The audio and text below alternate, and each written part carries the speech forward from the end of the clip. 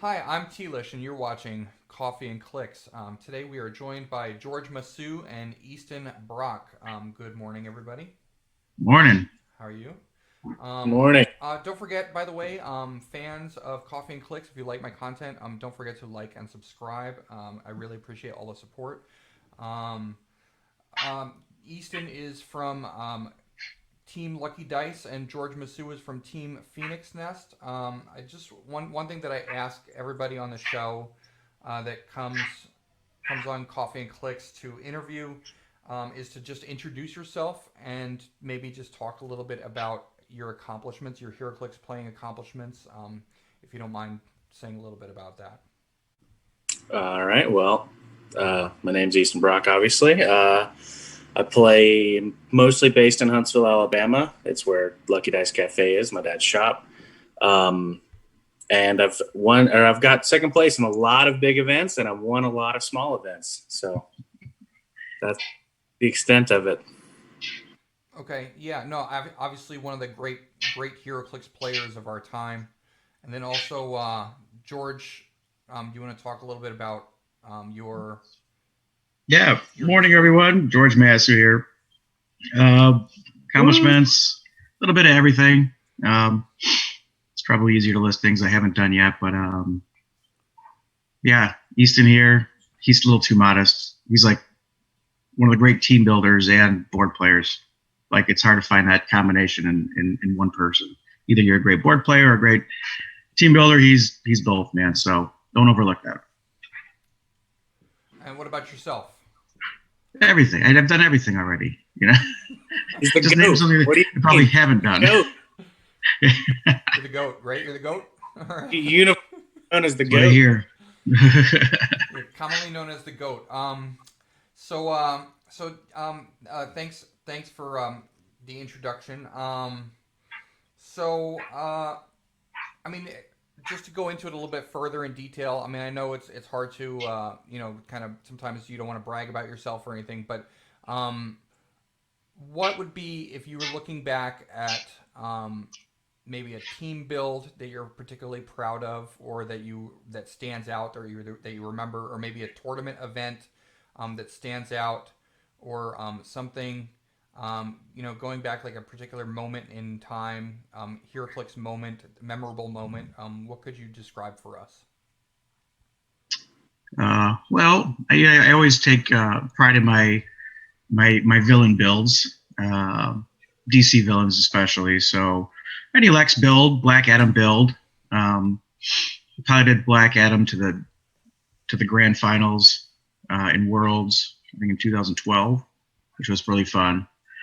Um, I can't. Yeah, just I like villain builds. I like going off script or off mainstream and finding something kind of niche and running with that.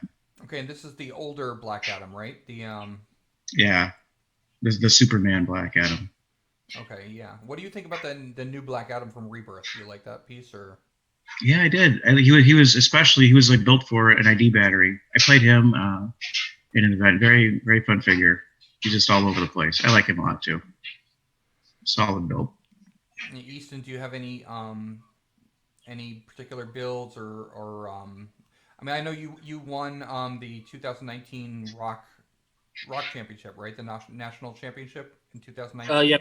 Yeah, that was the sealed event that year. So the singles portion was it wasn't really anything that I created. I just got super lucky because I had like Onslaught and Dark Phoenix in my booster. Okay. Pretty good. But as far as anything that I've really proud of, my biggest team that I probably pioneered more than anything was Coriander, Starfire LE from like 2016 maybe. I don't even know when she was released, but I mean I played her a lot, especially with like Orange Battery and Greed, and just kind of formatted that whole lockdown style of play. But other than that, I really like to just flop teams. I hate playing the same team twice. It's like a big thing of mine. Is I really, really don't enjoy it most of the time.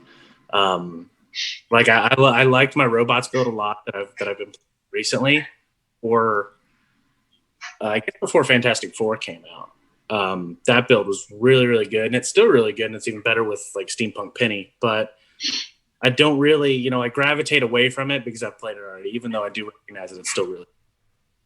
Yeah, I mean, I do notice. I mean, at least with my playing, personally, is that I want to practice a team over and over again to get better at it because I have a hard time sometimes when I'm piloting a team and I haven't played it very often, especially if it's somebody else's team that I'm trying to pilot, and I haven't played it often. But then once and so I want to play that team over and over and over again, but I get bored with it because I always want to try to play different teams. So I always switch from one team to another. I say, oh, I played that team already in the last tournament, and so I always try to play a different team.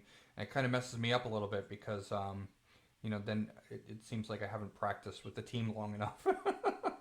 But I mean, but I don't know. I get what you're saying because you always want to play different things. There's so many pieces out there that you just want to play with. You know what I mean? Oh, absolutely. I mean, there's very few times where I've actually played a team twice, and it's normally I win like a smaller event, and then I don't play the team for the rest of the time until like Worlds. I save it for Worlds because I've seen it in play, and I think that's got a chance of winning. Okay. So,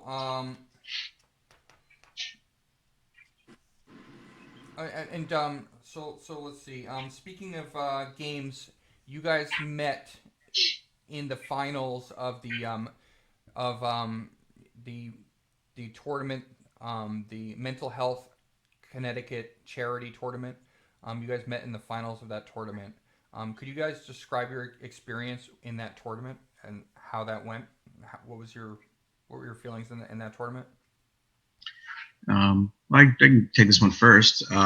Okay, so I played a Punisher War Machine Shield team, and I guess my takeaway was the team that I had built had a lot more power than I thought it was going to have. I really just kind of got into these things are sort of fun, and keeps you kind of keeps the ring rust off when you're prepping for the bigger events. But what I ended up finding out is like Steve Rogers and Sharon Carter are an absolutely fantastic combo when it comes to Shield and when it comes to running Punisher War Machine because of all the different support that you get for the 85 points and the character that Steve can bring in. A pretty large theme team as well. Like it's +6, which is nothing sort of pretty good when it comes to rolling for initiative. But what I found was that you can really both manipulate Punisher's damage dial and his range fairly easy with this team. So you can reach out and really touch someone and then, gets a couple attacks off. And I think it took a lot of people by surprise as well. I just don't think they were expecting it to be as powerful as it was. And then if I could fast forward to the final game against Easton, he was playing Fantastic Four. And this is, I think, the third time I've played Fantastic Four, and each time it's been something different. So every time it's like I'm learning something new. So I enjoyed that final game as well. I learned a ton, a lot of stuff just to kind of store in the back of my head for any future Fantastic Four meetings. Yeah, I mean, I noticed I was watching your game, and I noticed I was like when you came out with Punisher War Machine and you shot Valeria. You shot Valeria out of like 10 squares away or something like that. And I was like, oh wait, you used the shield team ability. That's really cool, Like you can give Punisher War Machine like a 10 range with like and then perplex him up to insane numbers. That's pretty cool. Everybody has perplex in the team, so it's you just go where you want with the perplexing. It's fun. I never had so much perplex before. And it's great you can do it through blocking. Like I put a barrier up, that stopped some of it, but I mean, I messed up. I'd mispositioned there, but also it was also somewhat of a bait because he didn't realize that I was defending and I had a perplex and I had a power. And he moved, got the wall. He's like, all right, I'm going to outwit your energy shield. And I was like, I'm power cosmic. Yeah. We didn't really compare the numbers yet, but I mean, I was sitting on like a 22 defense. So I'm thinking it's like 20. Well, that's about it. Yep, you got me on that one. And And so Easton, I really liked your team as well. You had Fantastic Four, and a lot of people have been coming with really innovative Fantastic Four builds, where you can switch out different pieces. And I noticed like you had Silver Surfer, but then you subbed him out so you can keep Dawn Greenwood um, in play, and you just used, and then you had Dad Thing, you had Valeria, um, you had Wolverine, but you subbed him in, right? You didn't have Wolverine. Right. So the starting build is Mr. Fantastic Rare at 60, Franklin Richards, the 40-point Invisible Woman, Thing, and Silver Surfer, I believe. I think that's 5, right? Yeah. So you're going to get all the Pogs with this version. So I mean, you're always going to cash out at least with the autonomous Pogs, which are great. And then Dawn Greenwood, she can be good tie-up piece, good body blocker. And then the enhancement actually came into effect in the finals game. So that was actually, she works out pretty well most of the time. But it's just extra bodies on a team that doesn't actually have a lot of, body blocking potential. You don't really want anybody to get shot. Okay. And then go ahead. Oh no, I was going to ask, what were your thoughts about the whole tournament setup with the sponsor probs? Oh, well, I didn't actually have a problem with them. I mean, they kind of work against the idea of my team because most of the time I'm going to a Black Leopard configuration and just like having my defense like astronomically high on everybody. But it never. I mean, they were so high, and I had enough probs too, where I almost never. If I was putting somebody in a situation I wanted them to be in. So, I mean, that was really the extent of it. My games were challenging, but a lot of them, I never got hit because my defenses are just crazy high. Yeah. But my Esteban played the Immortal Hulk team he always plays. He really gave me a run for my money. So,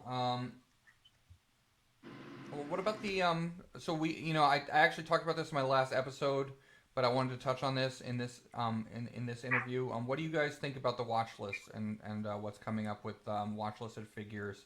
I mean, I can share the screen to show you the list of watch listed figures. Here we have Trisentinel, Iceman, Venom Groot, Valeria Von Doom, Captain Marvel, and Black Widow. I mean, are there any things on the list that deserve to be there, doesn't deserve to be there? Things that you think will get changed or should get changed? What do you think? Well, I think they all should be there. A lot of people think that is it Captain Marvel is on there, right? Yeah. A lot of people think that she doesn't, but there was a time where she did need look at, but the meta has kind of evolved where she's not as big of a deal. I think a lot of people don't think that Valeria and Groot should get nerfed as hard as they're going to. I think they're going to get only on opposing turn nerf for their placement damage. But I mean, they're just high value pieces even without those abilities, because Valeria is still 30-point leadership possibility of outwit and perplex. Like, you can't beat that, honestly. On like Fantastic Four Scientist. My biggest gripe about the watch list would either be Spider-Man 1776 not being on there just because he's flat out unhealthy. There's no really getting around it. And I would say Vulture, Batman, either one of those, but I don't have a huge problem with Batman. I guess it's more with Vulture and more with how Vulture, the mechanic that they keep introducing that people can just keep attacking over and over and over and over. I mean, I just don't think that's ever going to be healthy. George, what do you think? I'm going to just sort of echo what Easton just said. I don't mind the two Colossals. I like to see their wording get cleaned up for the After Resolutions effect. But I'm rooting Valeria. Maybe I'd be more on the side of cleaning up the knockback wording than maybe changing the characters. I don't know. 1776. I'm not a fan of the negative action total. I think maybe if it was a unique modifier, that may not be so bad because then you're still at 3 instead of maybe 4, which is still doable, but 2 is pretty rough because now I feel like building for -2 actions, you're kind of getting, pigeonholed into building a certain way, which means that everyone's sort of being corralled in a certain direction, and then you start to lose creativity in team builds, and it feels more of like a manufacturer type meta. Black Widow, Captain Marvel, you can look at them. I don't really have an issue with Captain Marvel now, or even Black Widow. I think if Black Widow, let's say she goes down to like 1 tradecraft use per turn or something. I think maybe she wouldn't be as effective as she is, and I don't know how much board play or board time she would see because of her point value. She'd still be good. I just don't know if she'd be as good anymore, if she'd see the play time. And then if we don't see any more Black Widow, what would it open up to the regular meta? Like how would that open up new like channels of team building ideas? I don't know yet. Vulture, I've always been an advocate for Vulture getting a cleanup wording. I don't like the at no cost just over and over and over. I was playing at the Nationals online, and I had this scientist team that me, Wesley, and Maddie came up with, and we're in the last game, and I had his team down to just basically like a TKer and Vulture, and it came down like the TK went off, both side steps went off, and then it was like 22 attacks came afterwards, and I just like my whole team was gone afterwards. It was like my whole team versus his one character, and his one character chewed through everything. So yeah, I always like to see that get cleaned up too. Batman, I'm like on the fence about Batman. Like we're starting to see like workarounds Batman, but he has super high theme, and he can always have home court advantage, which kind of gives him another level of bonus. So I'm not sure if he needs to, in my opinion, if he needs to be cleaned up or not yet. I don't know. I think the biggest problem with that is WWE Arena. I don't think there should really be a map just straight across. It's that home turf advantage that gets him his map, and then he's super effective. He's like more deadly than usual. And on that same note, another reason I don't have a problem with Batman is they just printed the cheapest barrier like all time in Marvella, and she's which is another thing I almost think should be unique, but But I've seen Batman used with Marvella to barrier up and then just. Oh yeah, I mean obviously it works for him too, but it's also a deterrent. So I always have I'm running that combo in the Majestics tournament right now. So yeah.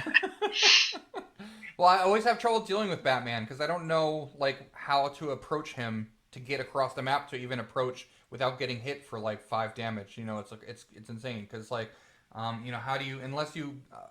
I guess like one thing I tried doing was like using the paparazzi, Mary Jane's paparazzi, and like body blocking on my way up, but it's just hard. I don't really know what to do sometimes.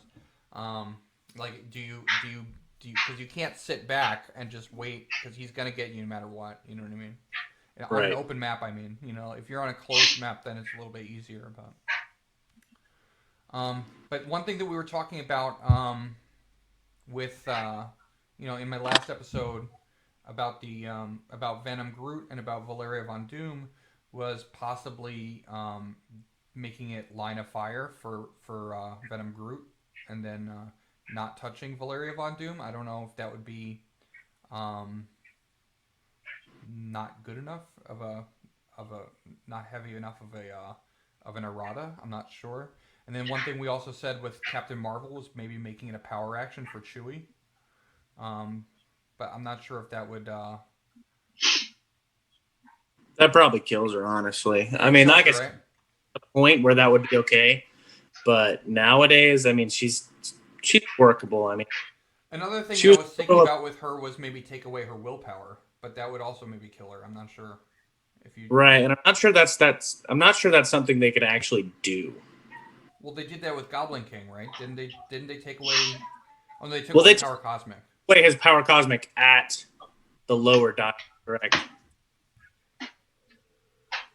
I think that's what happened with him. They took away Power Cosmic, and where he only had it at 275. So I'm not sure. I'm not sure if that's something they could do, or if that's in the realm of possibility. But I do like that. That's not bad. Yeah, like if you took away willpower at 95 points or something like that for her, maybe. Right. Um, okay, so yeah, I mean, we will see what happens with the watch list and see what happens with those figures. Maybe they don't get touched at all. We'll see. I mean, I do think Vulture and maybe Batman and even what do you think about Jason Wingard? Should he be on there or Yes. Just for the same reason that Vulture is. okay? He's not as bad, but he does a lot of other stuff that makes him just as bad, in my opinion. And so Easton also from winning the nationals in 2019 or no with the seal tournament, but you also got to design a map. So I wanted to touch on that a little bit. It's a really cool looking map. It's an awesome looking map of the Madison Stadium. Do you want to talk a little bit about what was the process behind the design of that map? Sure. I mean, I've played football my entire life, and I've always kind of wanted that kind of, I like having the sports vibes in Heroclix just because that's like the mash of the things that I've enjoyed during my life. So I went with the football stadium, and it's called Madison Stadium because my girlfriend is Madison, kind of named it after her type deal. So I didn't get exactly what I wanted because originally I wanted the blocking terrain on the map to actually be like physical blockers in football. But I mean, I can understand why I can do that because blowing at people's probably not great. But That's a clever idea. I like that. I really, that's like the main thing I wanted. But there's a couple things on the map. Like there's a jersey, I think, on the field at number 11, and that's the number I wore, and that's also the number my dad wore when he played ball. So, oh, cool. Just I wanted to put a few little tidbits in there, but overall, I didn't have like too much design on the terrain. Like I wanted the stadium seats in, so you have a little bit elevated. And I definitely wanted some scattered blocking because I didn't want to like aid to this Batman problem. So even though I didn't actually see it. Where is the elevated? Where is the blocking on the map? Because I saw the map, but I didn't really hone in on it. Where is the actual blocking on the map? I couldn't. I mean, it's basically right in the middle. There's basically like a tear. Let me pull it up if I can find it.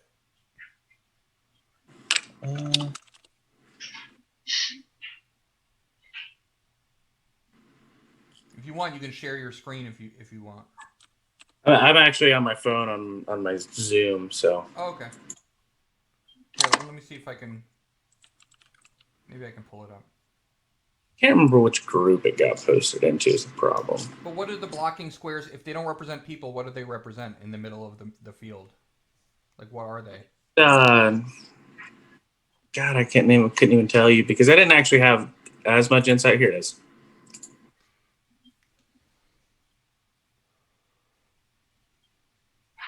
Let's see.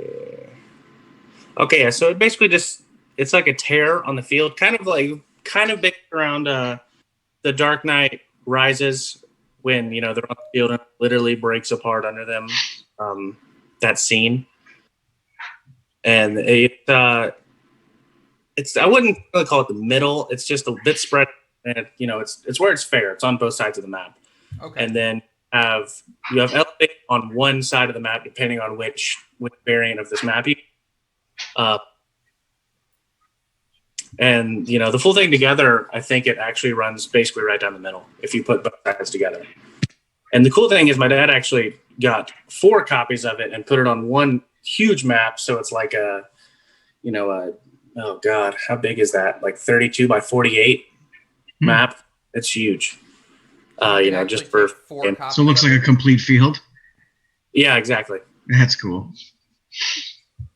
So, like, if people want to, they can buy 4 copies of the map and then just piece them together? Yes, mine is probably the only one it'll ever be, but it's literally put together. It's not all 4. It's not 4 maps. It's just one, but they just cropped it together. But yeah, I mean, you can just put them together and they'll work like that. Cool. They're symmetrical. Very clever. Yeah, I like that. And I like the fact that there's blocking so that it's not just a wide open map. I really like the theme, so yeah, that's great. I can't wait, and that's available through your dad's website through Rock or Gamer Mats or Rock wherever they sell the Rock maps. Is it going to be available or is I it a prize map? believe. Let's Map, see. Let me double check here. I think the winnables. I'm not positive. So, but I think it's the quarterly maps is what these are, and they're winnable. Okay. I'm mistaken. For some reason, this article that Lucas wrote doesn't say. 2 variants, one of which will be used for. Yeah, okay. I think at least one of them will be used at nationals, which was already passed. So one variant of it was given out at nationals, and the other variant is going to be for the Rock World event next week. Cool. Awesome. It looks really good. And then, so George, have you been working on anything in particular, like playtesting anything right now that are any builds that you're working on or pieces that you're playtesting around, like innovative stuff? Well, I'm trying to build that 300 modern team. I'm trying to find my unique niche. I'm trying to work around -2 action totals and still, hold my own against, the typical, meta builds. But what I'm finding is the 1776 really just emboldens your typical meta teams even more than what they were. It didn't really pull them back or bring anything up. It just sort of made them better. So I'm having a hard time right now finding something that can, take out rock, paper, and scissors. I can do rock and paper, but I'm having a hard time, beating scissors. And then when I do make changes or refinements to hold my own against the scissors, I fall short either rock or paper, so it's like I'm kind of stuck right now because, again, it's harder to build. I feel like we're being corralled to build in a certain direction if you really want to be competitive. So I'm going to have a few more days here. So it's either going to be, just play what I want and have some fun, or, join the meta boys and just play what everyone else is going to be playing, which I probably won't do. Yeah, I mean, if you had to change 1776, Spider-Man 1776, what would you change about it? Probably just unique modifier for now, and then we'll just see how it goes for the next couple of years, how the negative action total impacts the overall game. I don't think adding to an action pool is detrimental, but I think taking away from is unhealthy a little bit. Right. I think to the typical like layman player or to the typical player, it's going to be unfun. Like they're going to struggle. I think most players are going to kind of struggle with it, until team builders from the top can maybe build some teams. They get out open to the public, and then they can start sort of copying those teams, and they'll have a little easier time. But I think for now, your Vultures, your Jasons, anyone that can work around actions or costed actions are only going to get stronger with the negative depletions, because it's like you're attacking outside of your action total, and that's only going to embolden or empower them even more. Right. I'm struggling with that right now. I'm struggling to beat that. Right. And your turn is basically going to have to consist of like the best 2 actions that you can possibly take. Yes. That's what you're building your team around. So like, wow, that's a really good action to take, is to Psychic Blast or Mind Control the entire enemy team. That sounds good. That's one action. Okay, my other action is just going to be Barrier. That's what it's going to be a lot of time. Honestly, I think it's tough.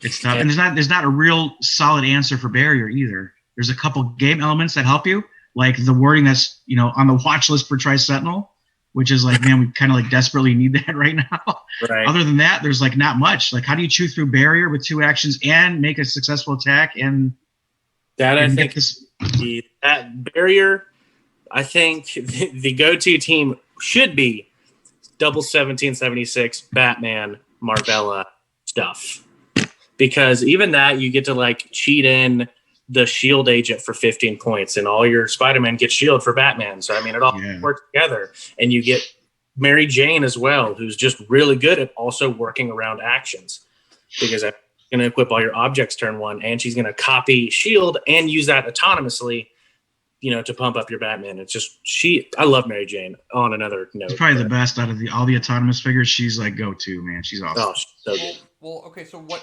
figures do you think are kind of like going like sliding under the radar, like underrated pieces that might? I mean, assuming that the meta wasn't so oppressive right now, what would be something that you might build around, or not just build around, but include on your team that maybe people are sleeping on? Autonomous. You have to have autonomous on your team. There has to be something.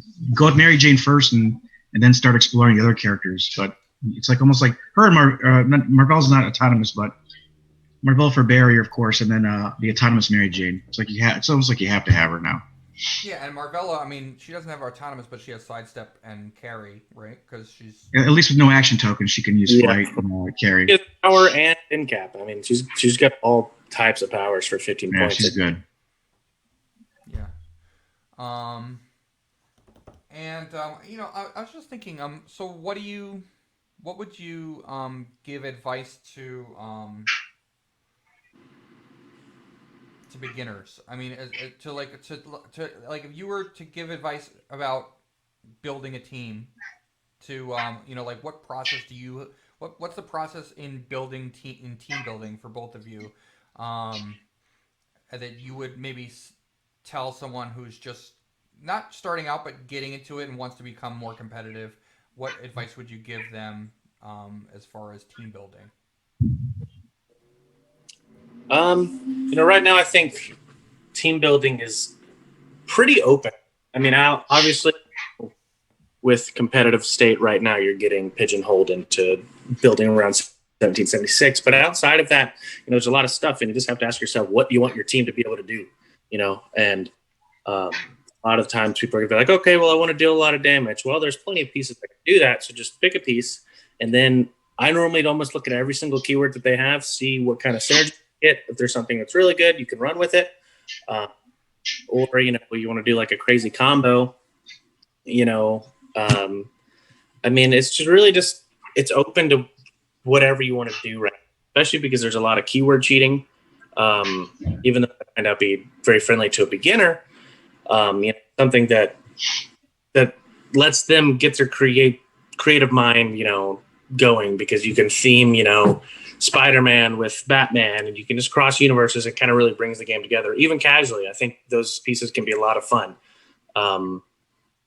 So honestly, the answer for me is just, play what you want to play, and then pick a piece necessarily you want to play, general strategy, and then just run with it. I mean, that's as simple as it is right now, thankfully. George, what would you add to that? Similar to what Easton said, I'm very, pick a character you like. I always try to play characters I like first. When I do that, I find myself I'm like more enthusiastic about building them and refining the teams. It doesn't feel, it won't feel manufactured. You're going to feel like you kind of made it. So it's a little inspiring, and again, I have more enthusiasm over building around it. And then go out and get your butt whooped.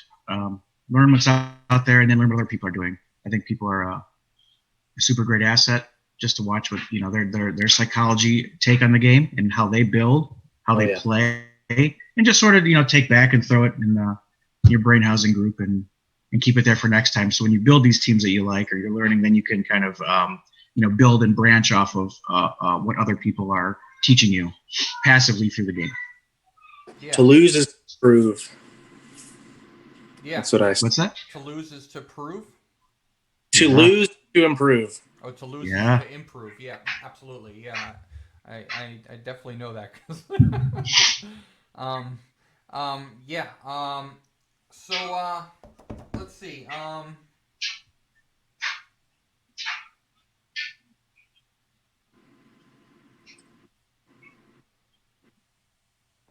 What do you guys think about? So I mean, we talked a little bit about this. So I mean, I kind of agree with you, George, about the Spider-Man 1776 kind of pigeonholing the meta, and making it hard to build teams around or teams against, because you're limited to the number of actions you can do. I agree with both of you about that. Um, do you think that the meta right now is balanced, or do you think it's unhealthy? Hmm. Well, out of your two choices, Or anything in between. Like, how would you describe the meta right now? I think it's moving in. To me, it's moving in a direction that limits creativity and team building. So I don't want to say unhealthy because I mean you just take the game up. When it has ups and downs, it's still a fun game no matter what. But I think it's again you're limiting creativity and team building, um, which to me isn't really good. I like more team building. I like to find again niche things, and it's harder to do that when the meta it seems manufactured, like at the corporate level, and they're like, here you go, let them play these figures. It's almost like pulling into a drive-through and just ordering a Happy Meal. It's kind of like pre-built for you. You're just sort of swapping out fries for potato wedges or apple slices or something. But it's hand me the Spider-Man family #5 combo meal, but don't supersize me. That's really like kind of what it is. It has that feel instead of you build your own burger kind of thing. Easton, what are your thoughts about the meta right now? I agree with a lot of what George says. I mean, you're basically bottlenecking everybody into thinking, they have to build, your Spider-Man families. They have to build to counter the 1776 because, there's one piece that it doesn't matter what you do. If he's on the map, which he very likely will be, he's going to affect your game, period. And, George touched on it earlier. That just creates a very negative game state because taking away actions is bad because you're affecting the other team. But if you're building your central team around the idea that you're having more actions, that's going to be, that's part of your strategy. So it's okay. But overall, I think until we find something that's really going to be able to either A, neutralize the 76s, or B, be able to get to the 76s to kill them behind barriers, something that can really start blowing stuff up outside of, your Vulture or your Jason that aren't really doing it through barrier necessarily, but they can. I just don't think there's going to be a lot of variety right now, sadly. Like George said, it's going to be your double 1776 and your Batman, but this guy's playing Miles West, and that guy's playing Spider Hammerite to theme him in. I think that's the extent of what you're going to get. Okay, yeah, that makes sense. I mean, I have been noticing that there are a lot of different team builds and archetypes, but they almost all have some form of 1776. Like I noticed that he's on like a lot of teams, but there are different you'll still have your Vulture teams and stuff with what I mean. Like what archetype do you think is gonna be the ruling archetype? Or do you think there is one? Or I mean, it's just pretty much any. You just do you think that maybe just everybody's going to be playing 1776 right now, or? I do, and I don't see a reason for somebody not to, outside of just not wanting to be one of those people. If you're really wanting to win, I think you do play him because there's no situation where he's bad, right? That's why he's good. Like he's all going to have an effect. But whether archetypes go, I think it's just going to be double 1776 and stuff that is good and can get stuff accomplished with only 2 actions. I think that's really what it's going to boil down to. I hope that somebody will innovate with something to really spice it up, to really start taking a lot of these teams out. Because a lot of the top teams that you see right now, like Fantastic Four, can operate with 2 actions. It's not the worst thing ever. You can literally just send Wolverine out and he can operate by himself. You can barrier the rest of your team off if you want to. And you can just run Wolverine out there and he can't die until the rest of your team's dead. So stuff like that, that either can't die or, is just going to be able to contest the board in a really good way with minimal actions. Okay. Yeah. So, yeah, and George, any other thoughts on that, or? He pretty much hit every nail on the head. I think we talked about a lot of stuff here today. Let's go into the questions from the fans. I have some questions from fans. I posted on Facebook a little preview of today's interview, and so I'm going to just read some questions. And this question is from McConnell Lamar. What is your favorite modern figure? Do you guys have a favorite modern figure? I really like Billy Batson from Rebirth. He's pretty good. Did you make him? Or? Yeah.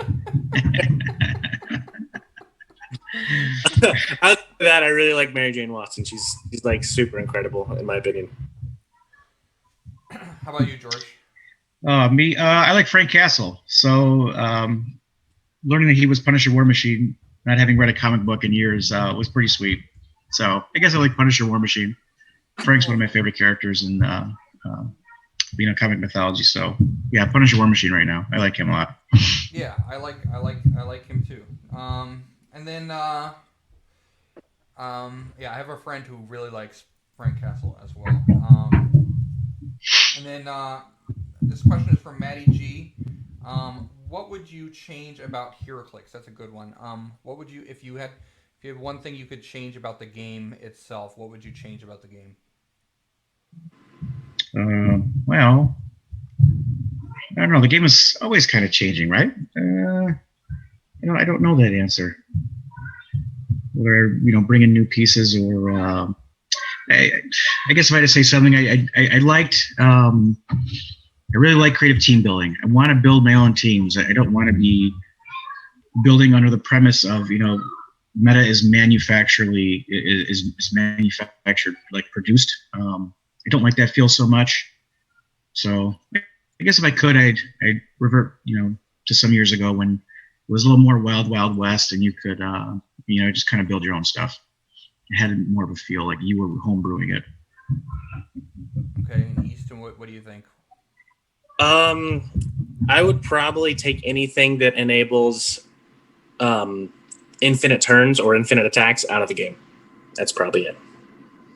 Okay, I think like Hawkeyes and Jason Wingards and things like that. Right. I mean, Jason technically isn't infinite. Like Vulture specifically, Felix Faust could do it. Stuff like that. Like, I think that's just a very negative thing to have inside of the game. Hawkeye was another one that was really oppressive. I don't think anything that has that type of wording, like Doppelganger, for example, is a very, very good example of how it should be done. He's really strong. He's literally looked over because of Vulture's. He has more keywords, but Vulture just kills everything. Like, it doesn't matter. So which Doppelganger? The Prime? The Prime that just came out? Right. Let me just take a look at it. Doppelganger. I just want to look at that piece.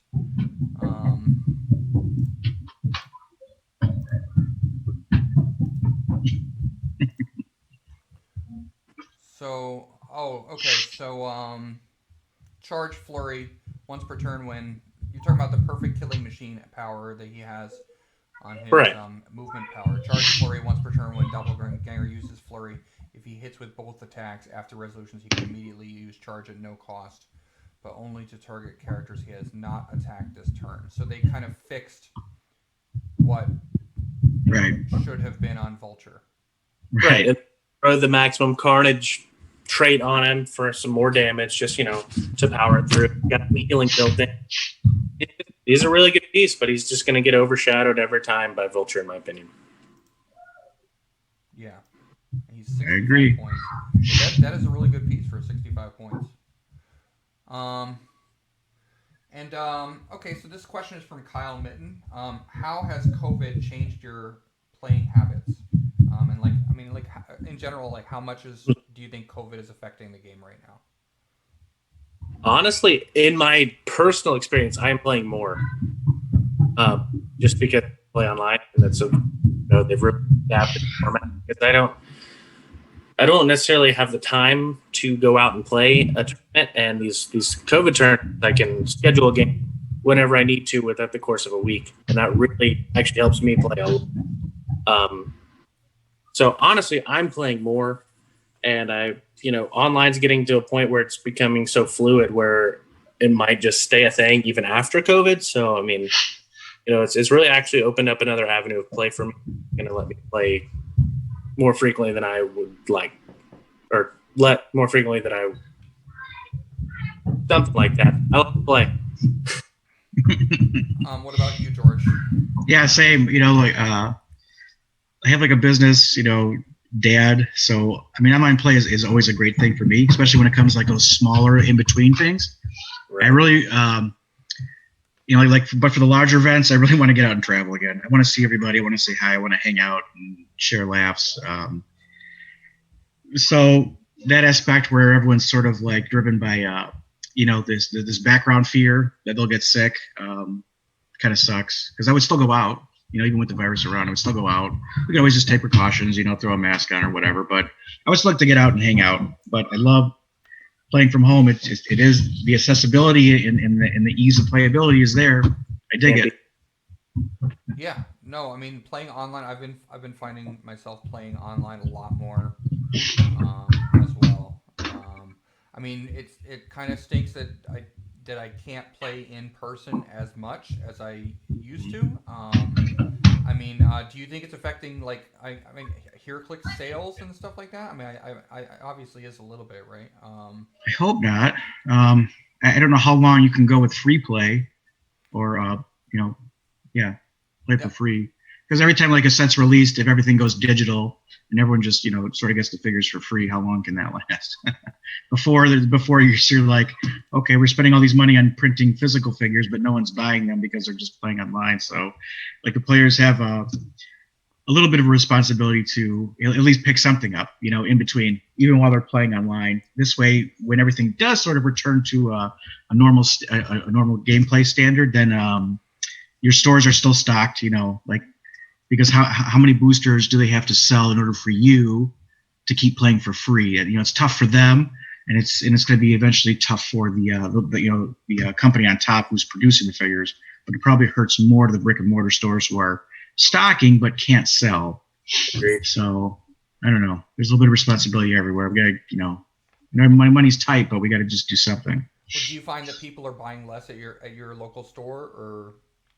My local store is just closed. They're just they're very fear driven right now. So everything's sort of cut off. You can still call in an order and go pick it up, and even stop in if they're open during certain hours. But they have like most of the store cut off. But no one's playing in there. So I don't know how it's affecting them. But I do know that they're starting to take.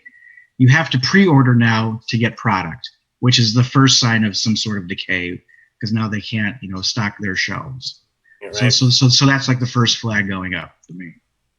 And do you I mean I also noticed I like what WizKids came out with the play at home OP kits that they just came out with. Have you guys seen those yet? Or I have not. So I haven't. I saw something about them. I haven't taken a look though yet. So they have it's basically an OP kit. It's a figure and a map, but they sell it for $10 or something like that, and the players can buy it from I forget, I think just from WizKids or from their local store, or I think it's outsourced to the stores, but it basically is the purpose of it is for players to hold their own at home tournaments and casual tournaments at home, and then have something as a prize for it at home, just to be like safer, very cool. Which right. I always thought was a cool idea, Did we lose Easton? Oh, there he is. Okay. So I always thought that was a cool idea, because I like to have tournaments. I like to have kind of like mini tournaments at home anyway. And so having like a prize for it and stuff, having like a little OP kit, that would be fun. And I think the two that they previewed, one was a rogue with an apocalypse type face, like an apocalypse rogue for the X-Men set. And it comes with a map, but they haven't previewed the map. And then for the Future Foundation, Fantastic Four, they had like an invisible woman, but she's actually invisible. So that one looked really cool as well. Yeah, I'm excited for that. Do you guys play casual at all at home, or casual in general? Do you guys play casual clicks, or is it mostly competitive? Mostly online. I'm just playing online. Play testing. Casual means like play testing, and just That's about the well. yeah, same here. Okay. And then the last question here is, I think we already asked this a little bit, but this last question is from Andrew Wood. What figures or teams are you enjoying building around or using at the moment? Oh, okay. I mean, I'm really enjoying. I love the concept of the Spider-Man family. Bringing everybody together. I really do like it. I mean, it's just great to have like John Cena, with Spider going. And so I'm really enjoying looking at all the possible options that you can do with that. Like, I love almost every single outside of like Gwen of Arc is not great, and neither is the pirate one, I think. Oh, the Spider Viking? Yeah. Yeah, that one. He's not there. Those two aren't as great, but all the other ones are decently playable. And like, I mean, obviously there are some that are great. Like Marvella is just stupid efficient for the points. Yeah, I'm really enjoying just exploring a lot of different keywords with that. And what about you, George? I'm enjoying like Emperor Doom. I like him a lot in casual play. I like building around Emperor Doom. I think he's a fantastic piece. I don't know some more with the -2 action total and the inability to work around it, but I like him a lot. I like God Doom. Yeah, at 100 points, right? Yeah, 100 points. I have a fun time with him. Yeah, I like the fact that he's cosmic with leadership, and so he's so good. Finally. He's so good. Well, I think there might be like one other. There's a couple other pieces with cosmic with leadership, but cosmic, ever since Groot rotated out. Oh yeah, huge hit with that, undeniably. That's true. Okay, and so then my last question for today, and thank you guys again for being on the show. It's really been nice to talk with you about Heroclix, and just talk with you in general. Have a great morning chat. But my last question for you both would be, if you were writing your own bios, your own Heroclix bios, and you had to describe yourself as a Heroclix player, introspectively, what would you say about yourself as a Heroclix player? You can go first, Easton. I'm going to take notes and just copy what he says. But generally, I want to think of myself as somebody that I would like to play against myself, because I will never, I'm never going to hold anybody to anything. Even, sometimes, dice are rolled. It is what it is. But I really don't hold people accountable for, moves like this and that. I really don't try to dink people. Almost, I don't think I ever actually have. I want the game to be as fun as possible, and I want the game played the optimal way by both players, to where I know that I won this match by beating the other guy at his best. I'm very perfectionist like that. I like to, make sure everything is very meticulous. I love finding the moves that nobody else might make, just to mix it up, like just the absolute long shot, full commit kind of moves that are really just going to make or break the game. If they land, it's going to be the game. If they don't, I'll probably lose. So yeah, like I said, I don't like talking about myself in general. It's not my forte, but if I had to describe myself, I think it'd be somebody that I would enjoy playing against. Okay, good. I actually, okay, we'll go to George now. George, what do you think? How would you describe yourself as a Heroclix player? The GOAT. As a Heroclix player. Oh, I hate talking about myself. I like to play in person. Just, let's just get out and hang out in person. We'll go out and have dinner afterwards. I like hanging out at tables with people that I don't generally play with or talk to or even know. Sometimes I go sit at random players' tables and just ask to sit there, and just to get to know more people. So yeah, if I could just really emphasize, like, hang out in person, travel to some of the bigger events, and just meet people and just have a good time. That's what I like the best. That's great. That's great. I mean, actually, I thought this was a good question too, because McConnell Lamar also asked another question on Facebook. He said, you know, if you wanted to talk about another player, is there a formidable opponent that you've had, or somebody that other than each of yourselves, that you know you would say challenged you the most in a game of Heroclix? Who would you say? Um, you know, I don't know, or even a game that you had that was most challenging, that you would want to recall. Oh man. I think I have like a handful of players I really like to play against. I'll talk about one in particular. It's from back in the day. My friend Rob. He's probably like, like my idol of HeroClix, and I always enjoy playing against him. Super brilliant mind, very excellent board player. So when I was learning and coming up in the game, that's the guy I always try to play more like, and so I always enjoy my games with him. From even just casual to competition, I like playing with him. So did he teach you how to play, or no? No. He's just someone that you like. When I was starting the game, you look at the top tables and he's there, and I'm like, man, like I thought I was good, and then I see this guy played. I'm like, man, I want to be more like that guy. Like that guy's really good. He's exceptionally good. And then on top of it, he's just a really cool, character as well. So That's a great answer, George. Thank you. And then what about you, Easton? I mean, I don't want to sound like cheesy, but probably mine would be my dad. I mean, we don't play as much as we used to, but I mean, when I was learning the game, that's like, every night me and my dad would play, and he taught me how to teach people. Honestly, like I take a lot of what I do from him. If somebody does something wrong, I say, okay, well, why did you do that? And I let them explain, and I tell them this is what they could have done, and just kind of open up. And that's really my dad kind of, I wouldn't say molded me, but like he really opened up my mind to see all the available moves that I could possibly make and how to make the best of any situation that I'm in. Not only that but I don't think there's anybody who cares about making HeroClix, a better game than it already is than my dad. Absolutely, yeah. That's and I also don't think anybody who, outside of maybe somebody in WizKids, that has done as much for HeroClix as my dad has. I'm just curious. Were you both into the game? So your dad taught you how to play? We learned together, but I mean, obviously, I was like 8. But were you both into comics, or was it just the interest of the game? Fairly, like superheroes. I was a kid. I wasn't necessarily into comics per se, but I mean, he always was, and he's a big Superman guy.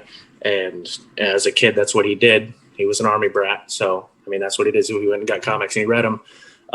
But one day, it was me and my brother, who also used to play. His name's Tanner. We were at Books A Million, and we picked like one thing that we wanted, like the Infinity Challenge starter set, and that's what we got. Played, and I mean, we got addicted to it. We found our local game store. We got more stuff. I mean, it was a never-ending train from there. Obviously, still hasn't ended. That's awesome. So, all right, guys. So, thank you for joining us on Coffee and Clicks. It's been a real pleasure talking with you. Everybody at home, thank you for watching. Don't forget to like and subscribe if you like my content. Thank you for joining us and watching our great conversation with George and Easton. And don't forget, wake up and smell the clicks.